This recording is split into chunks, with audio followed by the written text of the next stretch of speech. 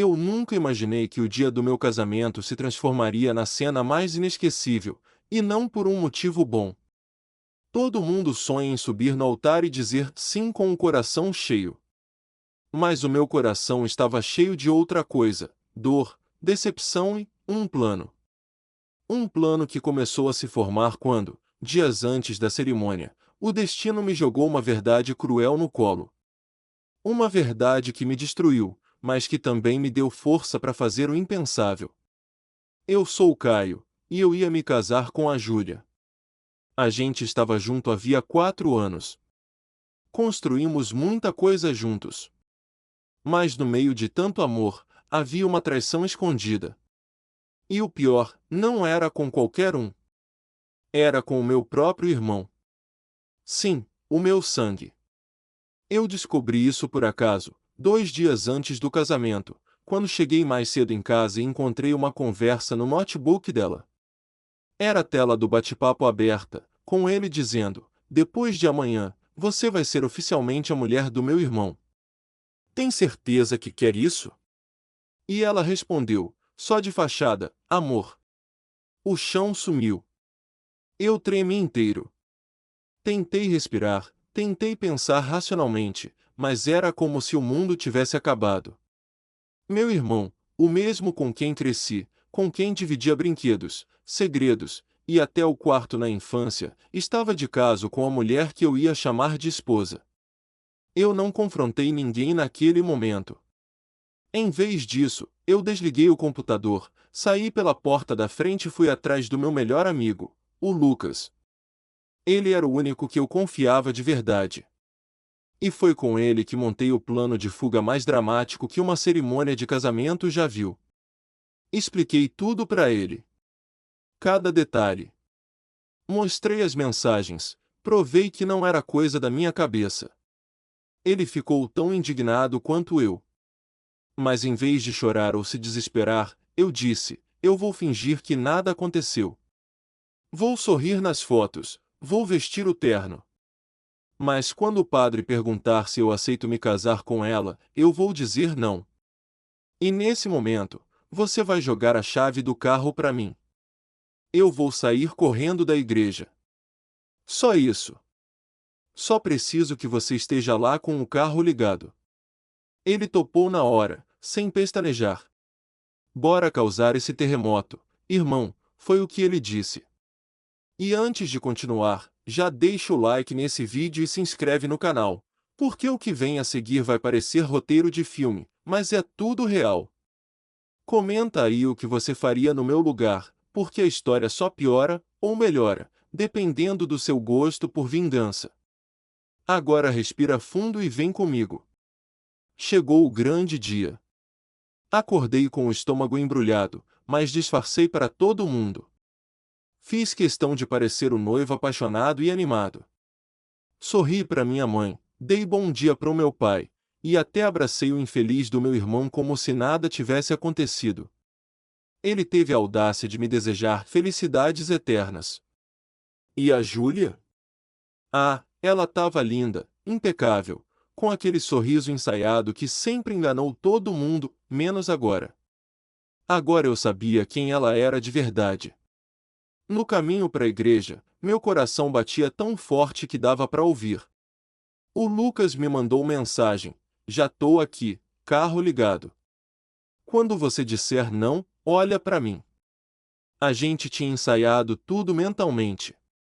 E apesar da raiva me consumir, eu sabia que precisava manter a calma até o momento certo. Eu estava prestes a me vingar não só da traição, mas de toda a mentira que me forçaram a engolir. A igreja estava lotada. Todos os convidados esperando a cena perfeita, o conto de fadas. A música começou a tocar. Ela entrou. Vestido branco, véu longo, sorriso cínico. E eu ali, parado no altar, com uma mistura de nojo e pena. Pena porque ela nem imaginava o que a esperava. O padre começou a cerimônia. Tudo parecia correr normalmente. Minhas mãos estavam suando, mas eu mantinha a postura. Chegou o momento fatídico. O padre olhou para mim e perguntou: Caio, você aceita Júlia como sua legítima esposa? Eu respirei fundo. Olhei nos olhos dela. E ali eu vi o desespero começando a nascer. Talvez ela tenha sentido algo. Talvez tenha notado no meu olhar que aquele sim não viria. E então eu soltei as palavras com toda a firmeza do mundo: não. Eu não aceito. Um silêncio mortal tomou conta da igreja. Foi nesse exato momento que o Lucas, lá do fundo, jogou a chave do carro. Todo mundo se virou, surpreso. Eu peguei a chave no ar, tirei a flor da lapela do paletó, joguei no chão e saí correndo pelo corredor central. Atrás de mim, gritos, confusão, gente levantando dos bancos. E eu? Eu só queria sair dali o mais rápido possível. O carro já estava ligado, e quando entrei, o Lucas pisou fundo. A igreja ficou para trás, assim como a farsa que quase destruiu minha vida. Dentro do carro, eu tremia. Era uma mistura de alívio e adrenalina. O Lucas gritava de empolgação: Mano, você fez isso mesmo. Você mandou ver. Eu ainda estava processando tudo. Olhei pelo retrovisor e vi alguns convidados saindo da igreja correndo, tentando entender o que tinha acontecido. Provavelmente achando que era uma crise de pânico, um surto. Mas não. Era um ato de libertação. A gente foi direto para a casa do Lucas. Ele trancou o portão, trouxe 2 cervejas e colocou na minha mão. Agora você pode respirar, irmão. Eu desabei. Chorei como criança. Não pela Júlia, mas por tudo o que significava. Eu fui enganado, manipulado, traído por quem eu mais amava. Pela mulher que eu pedi em casamento. Pelo irmão que dizia me admirar. Aquilo doía num lugar que nem sei explicar. Enquanto isso, o celular começou a vibrar loucamente. Eram chamadas da Júlia, do meu pai, da mãe dela, de amigos. Até do próprio traidor. Eu não atendi ninguém. Apenas mandei uma única mensagem no grupo da família: perguntem a Júlia e ao meu irmão o motivo do não. Boa sorte com a verdade. E deixei o celular de lado. Que eles resolvessem aquele caos sem mim. Eu já tinha feito minha parte. Nos dias seguintes, a bomba explodiu. A fofoca correu mais rápido que qualquer maratona. Meus pais ficaram em choque. A família dela tentou encobrir, mas não teve como. Eu tinha provas. Prints, mensagens, datas. E quando eu mandei tudo para os grupos da família, todo mundo viu a sujeira por trás da cerimônia que quase aconteceu. O silêncio que veio depois foi a melhor resposta. Até meu irmão sumiu por uns tempos. Ninguém sabia onde ele tinha enfiado a cara. E antes de continuar, já deixa o like nesse vídeo e se inscreve no canal, porque a vingança verdadeira ainda está por vir. Até agora foi só o começo. Comenta aí o que você teria feito no meu lugar, porque o que eu fiz depois, ninguém esperava. E olha, foi planejado nos mínimos detalhes. Depois de alguns dias sumido, meu irmão finalmente apareceu. Tentou me ligar. Mandou mensagem dizendo que queria conversar, que não era bem assim, que ele se apaixonou sem querer. Dá pra acreditar? Como se traição fosse tropeço. Como se apaixonar pela noiva do próprio irmão fosse algo que simplesmente acontece. Eu não respondi. Não naquela hora. Porque, diferente deles, eu ainda tinha dignidade e um plano. A Júlia também tentou se justificar. Mandou uma carta, sim, uma carta escrita à mão. Como se isso fosse me comover. Dizia que estava confusa, que a pressão do casamento a fez buscar refúgio emocional e que se arrependeu antes mesmo da cerimônia. Ah, se arrependeu? Estranho, porque nas mensagens, ela dizia que tudo era de fachada. Não caí nesse teatrinho. Eu guardei tudo. Eu queria mais que justiça emocional, eu queria que eles sentissem na pele. Foi aí que eu comecei a montar a minha vingança. Com calma. Com precisão. Primeiro, publiquei um vídeo no meu perfil privado, apenas para amigos e familiares. No vídeo, contei toda a história, desde namoro, até o momento em que descobri a traição, e por fim, minha fuga épica do altar. Tudo com provas. Prints, datas, trechos das mensagens. Sem ofensas. Só fatos. Fiz questão de deixar bem claro que não queria pena, só que a verdade viesse à tona. O vídeo viralizou entre as famílias. Gente que nunca falou comigo veio elogiar minha coragem. E a melhor parte? O irmão da Júlia, que sempre me tratou bem, ficou indignado e cortou relações com ela. Disse que não podia compactuar com esse tipo de traição. Meus pais, apesar do choque, ficaram do meu lado. E meus tios? Bom, eles começaram a tratar meu irmão como se ele tivesse morrido. Ninguém perdoou. Ninguém esqueceu. E nesse meio tempo, eu fiquei quieto, trabalhando em silêncio. Porque ainda faltava o golpe final. Aquela ferida que nunca mais cicatriza. Porque eu não queria só expor, eu queria marcar. Marcar de um jeito que eles nunca mais esquecessem. E foi aí que a ideia veio. Um convite. Um falso convite. Para um falso evento. Que mudaria tudo. Mandei um convite elegante, com papel especial e até lacre de cera, como se fosse um evento exclusivo. O título era simples: Celebração da Nova Vida de Caio. Não dei muitos detalhes. Apenas o endereço, data e horário. Fiz parecer que seria uma cerimônia íntima de recomeço, algo simbólico. E claro, enviei tanto para Júlia quanto para o meu irmão. Ambos confirmaram presença. A curiosidade deles era previsível. Eles queriam entender o que eu estava armando, e caíram direitinho. No dia marcado, reservei um pequeno salão de eventos, montei um telão e organizei os convidados como se fosse um casamento. Mas não era. Era um funeral. Um funeral simbólico da minha antiga vida. Quando os dois chegaram, foram recebidos por uma recepcionista com um sorriso forçado e um envelope preto. Dentro dele, havia uma única frase: hoje, vocês vão enterrar a mentira que construíram. A reação deles? Confusa. E a confusão só aumentaria. A cerimônia começou. Luzes apagadas. Silêncio no salão. E então o vídeo apareceu no telão. Eu, em frente à câmera, explicando tudo. Se você está assistindo isso, é porque destruiu minha confiança, minha família, meu futuro. Mas hoje, eu encerro esse ciclo. Hoje, eu deixo vocês para trás. E o vídeo seguiu com trechos das mensagens, fotos escondidas deles juntos, e até um áudio da Júlia dizendo que só me suportava por status. Todos assistindo. Sem poder fingir. O salão ficou em choque. Alguns convidados saíram no meio da exibição, constrangidos.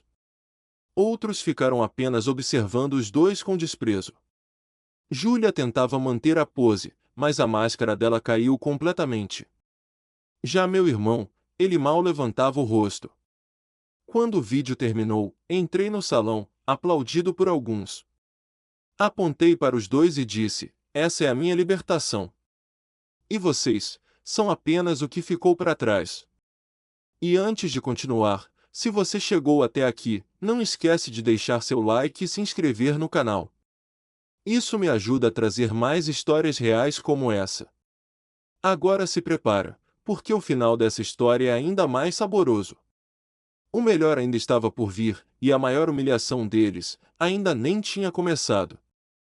Depois da cerimônia, deixei o salão e fui direto para o carro, com a sensação de missão cumprida. Mas a vingança ainda não estava completa. Nos dias seguintes, comecei a publicar pequenos trechos do vídeo nas minhas redes sociais. Com privacidade controlada, claro. Apenas pessoas próximas podiam ver. Cada trecho era um soco na cara da mentira que os dois tentaram esconder. Cada curtida era como um aplauso silencioso à minha coragem. Mas aí veio o clímax. Um mês depois do funeral simbólico, recebi uma ligação inesperada. Era o diretor da empresa onde meu irmão trabalhava. Sim, ele havia usado o computador da firma para trocar mensagens com a Júlia, achando que ninguém veria. Pois bem, alguém viu. Um dos meus seguidores, que também era funcionário da empresa, reconheceu os prints no vídeo e decidiu encaminhar ao RH. Resultado? Demissão imediata por conduta imprópria e uso indevido de equipamento profissional.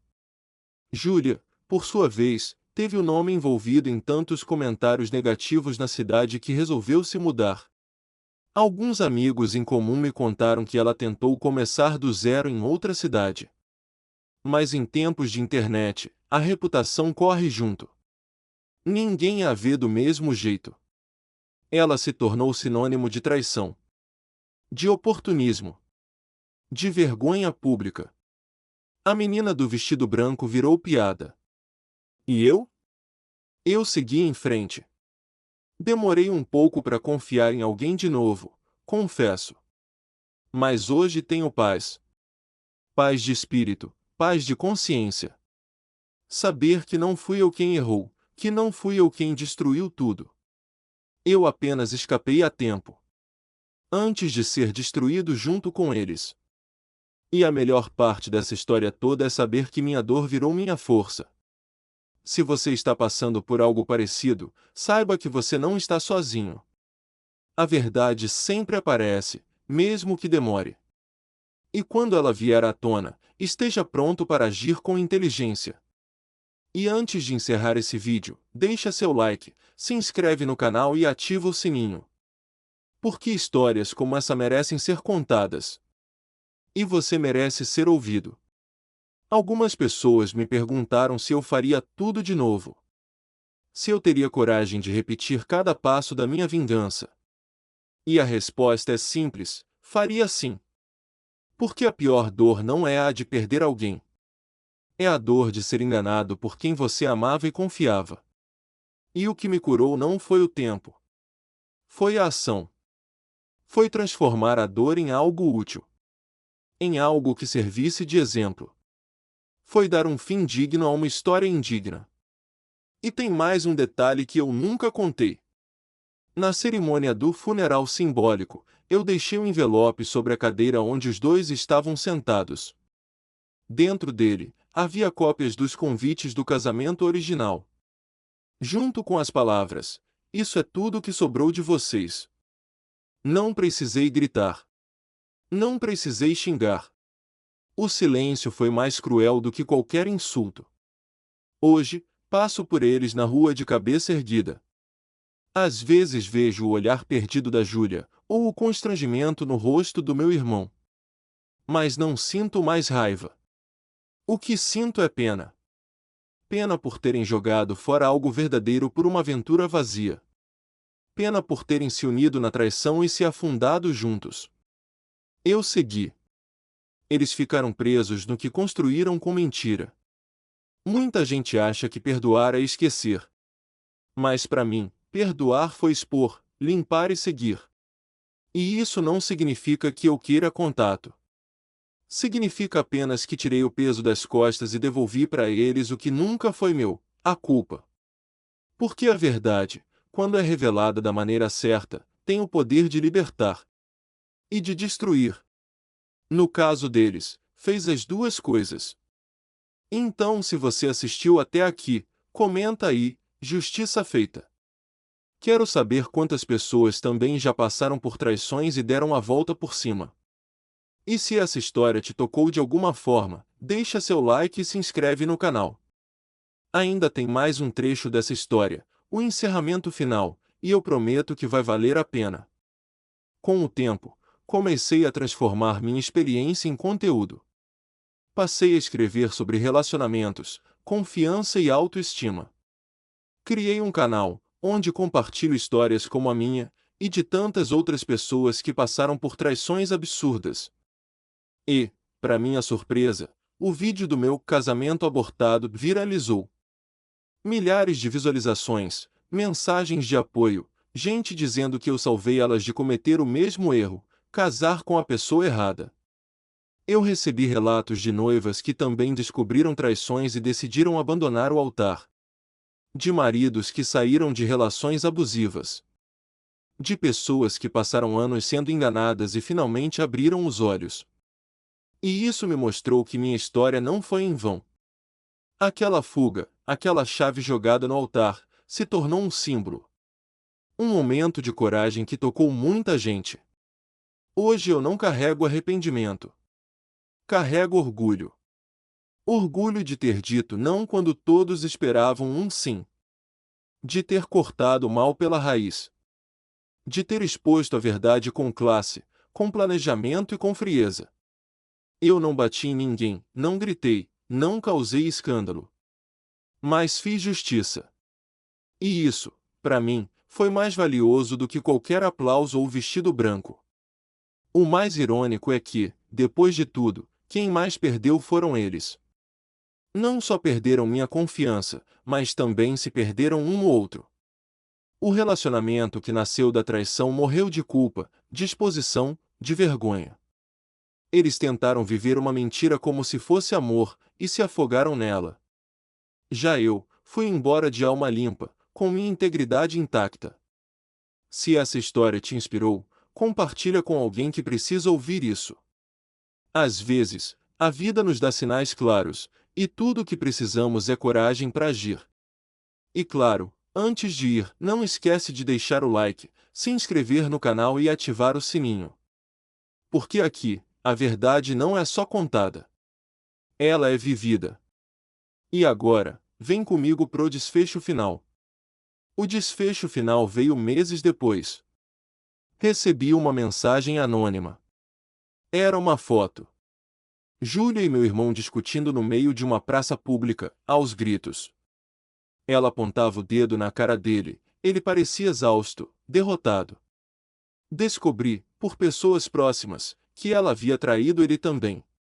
Com um colega de trabalho. Ou seja, o ciclo se repetiu. E ele experimentou o mesmo gosto amargo da traição que um dia me fez desmoronar. Quando soube disso, não senti alegria. Senti justiça. Poética, silenciosa e implacável. Porque tem coisa que a gente não precisa fazer com as próprias mãos. A vida se encarrega. E ela se encarregou muito bem. Eles se mereceram, e pagaram o preço.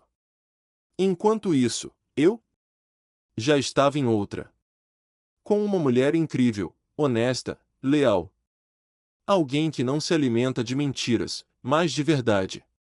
E se você, que está assistindo agora, está desconfiando de alguma coisa no seu relacionamento, presta atenção nos sinais. Não se sabote tentando salvar o que já está apodrecendo. Não tenha medo de dizer não quando a sua paz está em jogo. Fugir pode parecer covardia, mas às vezes é o ato mais corajoso da sua vida. E eu sou a prova viva disso. Hoje eu olho para trás e agradeço por ter descoberto tudo a tempo. Agradeço ao meu amigo por ter topado o plano. Agradeço à vida por ter me dado força quando tudo parecia perdido. E principalmente, agradeço a mim mesmo, por ter tido a coragem de ir embora. De não aceitar ser feito de idiota no altar. De fazer da minha fuga um grito de liberdade. E com isso eu encerro essa história. Mas antes de sair, deixa seu like, comenta aqui embaixo o que você achou, e se inscreve no canal. Porque tem muita gente precisando ouvir histórias como essa para lembrar que ninguém merece menos do que respeito. E se você já foi traído, humilhado ou enganado, saiba que a melhor vingança é ser feliz de verdade. Obrigado por assistir. Até a próxima.